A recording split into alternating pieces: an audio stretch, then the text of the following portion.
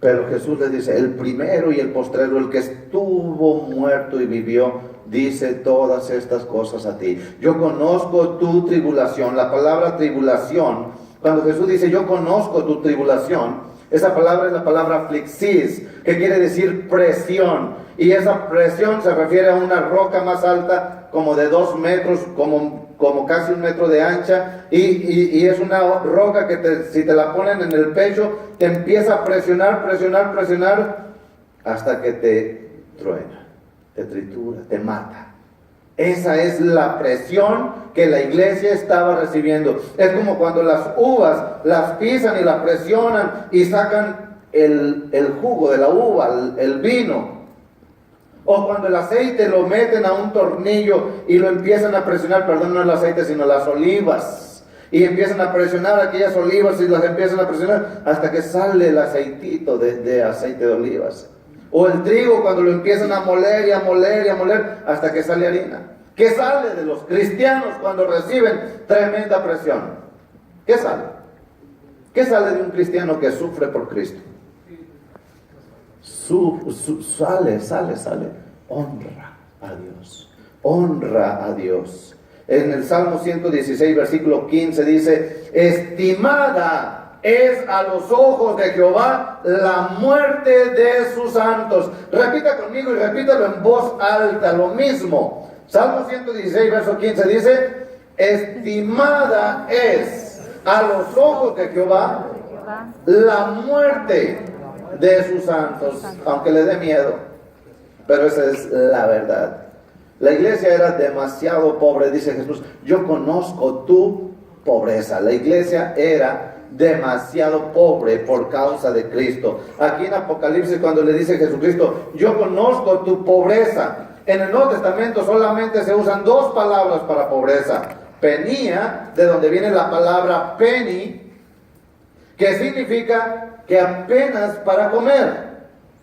Los hombres que están parados en las esquinas pidiéndole dinero, reciben pennies, coras, $1, y apenas para comer.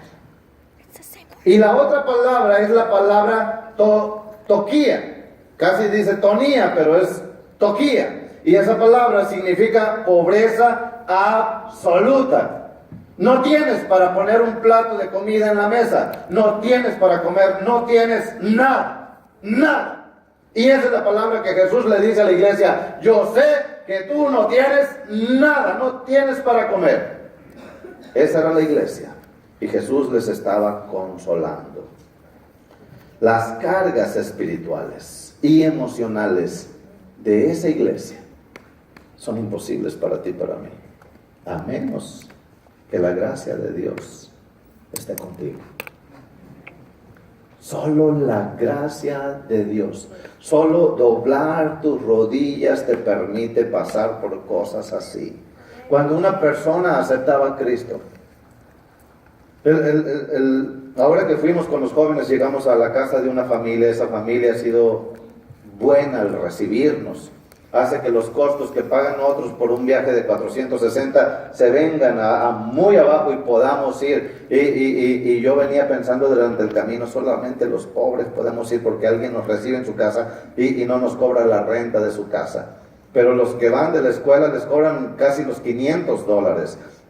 El caso es que esa familia nos recibe y nos permite estudiar la palabra de Dios en su casa, nos permiten tener un tiempo de predicación, y al final todos de rodillas orando, hermoso. Y cuando una persona abre su corazón para entregar su vida a Cristo, hoy día no pasa nada, nada pierdes. Al contrario, yo el viernes que viene cumplo 26 años de cristiano, y desde que me convertí a Cristo, bendición tras bendición tras bendición, no me ha tocado sufrir por Cristo, no me ha tocado ser pobre por Cristo. A unos les toca, a otros no.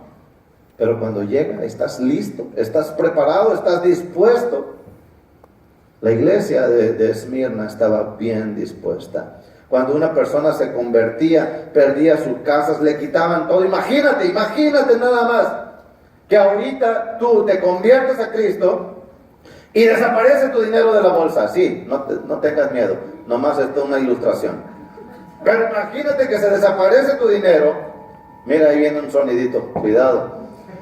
Y llegas al estacionamiento, tu carro se lo llevó la grúa porque te hiciste cristiano.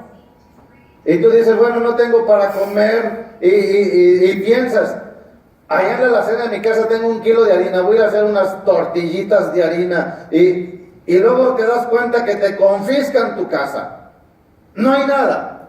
Así les pasaba a ellos, se aceptaban a Cristo y perdían todo, y aparte se tenían que ir a vivir a los cementerios, las famosas catacumbas. Allá se reunían en los cementerios, en unas cuevas que usaban para enterrar a los muertos. Los cristianos solamente en ese lugar encontraban paz, descanso.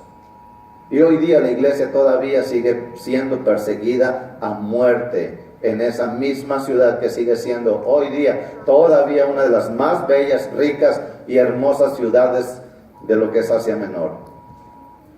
¿Quién seguiría a Cristo si perdiera todo al tomar su decisión? ¿Quién aceptaría a Cristo si al tomar su decisión de decir, yo de aquí para adelante voy a ser cristiano, y te quitan todo, carro, trabajo, casa, todo? Solamente un grupo de personas, las personas que entienden lo que significa la vida eterna y lo que significa el cielo. Y Jesucristo le dice a la iglesia, yo conozco tu pobreza, pero tú eres rico. A ver, dígalo conmigo si usted lo cree. Pero tú eres rico. Pero tú eres rico. Y hay una frase ahí que casi no se le entiende. ¿Y por qué está ahí? Parece como que está fuera de lugar. Y dice, yo conozco. Y la blasfemia de los que se dicen ser judíos y no lo son, sino sinagoga de Satanás. Estos judíos eran judíos que practicaban el judaísmo, pero al mismo tiempo muy seguidores de Jehová, muy seguidores de Dios. Pero llegaban a la ciudad para hacer negocio y se mezclaban, venían para reproducir sus riquezas y se mezclaban, y luego querían congregarse con los cristianos y decían que eran cristianos, y hasta decían que eran los apóstoles, que fueron considerados falsos apóstoles. Eran personas que se querían mezclar con todo y contaminaban todo. Y Jesucristo les dice, ustedes no crean que son cristianos, ustedes son sinagoga de Satanás. ¿Y qué les está diciendo? Ustedes no son casa del Espíritu Santo. Al cristiano le dice Cristo, tú eres templo ¿de quién? Del Espíritu Santo. ¿Somos templo de quién? Del Espíritu Santo, casa de Dios. Y Jesús mismo le dice a esos que querían mezclar un pie en la iglesia, un pie siguiendo a Dios, y toda su vida mezclada con ese mundo de idolatría, de cobardía, de sujeción al mundo. Ustedes son casa de Satanás, sinagoga, donde ustedes se reúnen está el diablo. Pero Jesús dice, donde está mi pueblo, donde 2 o más están en mi nombre, ahí en medio estoy yo. ¿Cierto? ¿Lo han sentido en los grupos de vida? ¿No es hermoso cuando nos reunimos a estudiar la palabra de Dios con ese espíritu presente, el espíritu de amor, de paz, de gozo? Gloria a Dios por esa realidad y por esa gran verdad. La iglesia recibe entonces 2 recomendaciones, una negativa y una positiva. Y la negativa dice en el versículo 10, no temas en nada lo que vas a padecer, porque he aquí, el diablo echará a algunos de vosotros en la cárcel para que seáis probados y tendréis tribulación por 10 días. Sé fiel hasta la muerte y yo te daré la corona de vida. Vámonos despacio. Cuando Jesús le dice a la iglesia, no tengas miedo al sufrimiento, eso nos hace ver, a recordar al rey David cuando dice en el Salmo 23, versículo 4, aunque ande en valle de sombra de muerte. Si se lo sabe, dígalo conmigo. Aunque ande en valle de sombra de muerte, no temeré mal alguno, porque tú estarás conmigo. Tu vara y tu callado me infundirán aliento. Y luego no se acaba y dice, aderezas mesa delante de mí en presencia de los que me angustian. Unges mi cabeza con aceite, mi copa está rebosando. Ciertamente el bien y el mal, no, ¿cómo dice? La misericordia. El bien y la misericordia me seguirán todos los días de mi vida, y en la casa de Jehová moraré eternamente. Dígame, hermano. Segunda de Timoteo capítulo 1 versículo 7 dice: Dios no nos ha dado espíritu de cobardía, sino de poder, de amor y dominio propio. Dominio, el que no tiene dominio propio tiene demonio propio. Mateo 10 versículo 28, Jesús les dijo: y no temáis a los que matan el cuerpo, mas el alma no pueden matar. Tengan temor de aquel que puede destruir el alma y el cuerpo en el infierno. El arma, estoy hablando de armas. El arma del diablo es el miedo para destruir fe. Escúchelo bien. El miedo es usada por el diablo como un arma para destruir la fe del creyente. Y hoy día se mueve temor. El temorcito. ¿Qué irá a pasar el año que entra? ¿Va a ganar el güerito o la güerita?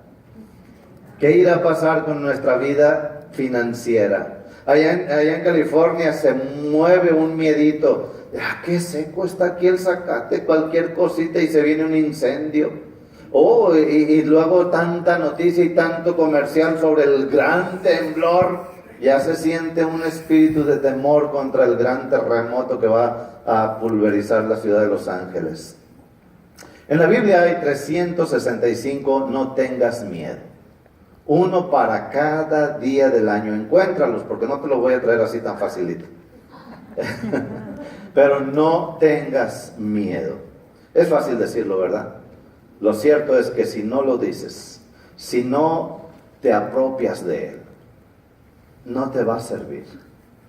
San Juan, capítulo 16, versículo 33. Apréndetelo de memoria. Estas cosas os he hablado para que en mí tengáis paz. En el mundo tendréis aflicción, pero confiad, yo he vencido al mundo. Y a toda la iglesia le encanta la última frase: yo he vencido el mundo, pero a la carne la tenemos que someter a la realidad que tengamos que enfrentar. La salvación de Esmirna en este tiempo fue su fe, nada más. Cuando le dice aquí: no tengas miedo, el diablo va a echar a algunos de ustedes a la cárcel. El diablo no actúa independiente. El diablo tiene que pedir permiso a Dios y solamente llega hasta donde Dios le permite. El diablo fue y torturó a Job. El diablo fue y probó a Jesucristo. El diablo fue y zarandeó a Pedro. El diablo fue y le sacó los ojos a Sansón cuando se le puso tan bello como Dalila. Pero, ¿para qué dice que van a sufrir? Escúchelo. Dice: van a ser, ¿qué? Probados. ¿Por qué probados? ¿Por qué nos tiene que probar Dios? ¿Por qué me tienen que probar? ¿Cuál es el propósito de ser probados? Pues es bien fácil. Lucas capítulo 9, versículo 62. Y Jesús le dijo: ninguno que poniendo su mano en el arado y mira atrás es apto para el reino de Dios. Usted memorice la palabra apto para el reino de Dios. Cuando usted le dicen: tú eres un inepto para manejar bicicleta, quiere decir que usted jamás va a aprender a manejar bicicleta. Si usted es un inepto para manejar una motocicleta, usted no puede manejar una motocicleta porque se queda sin piernas, sin piel y sin huesos. Y cuando Jesucristo le dice: usted no es apto, si usted pone la mano en el arado y voltea hacia atrás a ver a Dalila, a ver dónde se encuentran, no eres apto. La prueba que Dios trae a tu vida es para que tú seas apto para el reino de Dios. Jesucristo no va a formar un reino inseguro. Va a formar un reino de personas que realmente estén dispuestos a dar la vida por Él como Él la dio por ti.